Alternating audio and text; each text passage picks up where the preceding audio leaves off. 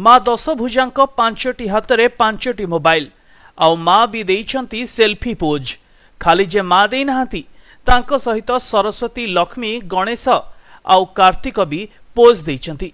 आउ एपटे महिषासुर को देखंतु किभली मोबाइल रे वीडियो देखिबारे व्यस्त। एभली किछि दुर्गा पंडाल रो चित्र एबे सामना को आसीछि जहा कि चिंता करने को बाध्य करुछि जे सृजनशीलता नारे माँ को रूप को किभली कदर्थ करा जाउछि। देखंतु मूर्ति को माँ को 5टी हाथ में 5टी मोबाइल रही आउ 5टी जाक मोबाइल रे माँ सेल्फी भी नौचंती। खाली सेतिकी नुहे सेल्फी पोज भी दौचंती। एपटे हाथ रे आउ त्रिशूल नाही हाथ रे अछि शंख चक्र गदा कि पद्म कि तांको हाथ रे अन्य किछि अस्त्र शस्त्र भी नाही। आउ एपटे देखंतु ना लक्ष्मी को हाथ रे से भली किछि तांकर पद्म फूल रही आ नाही सरस्वती को हाथ रे बीणा रही।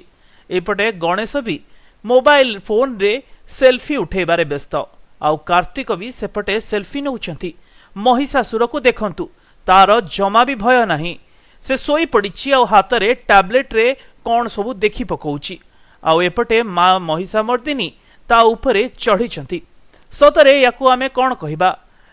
ईश्वर को आमे व्यंग विद्रूप करिबा केते दूर ठीक?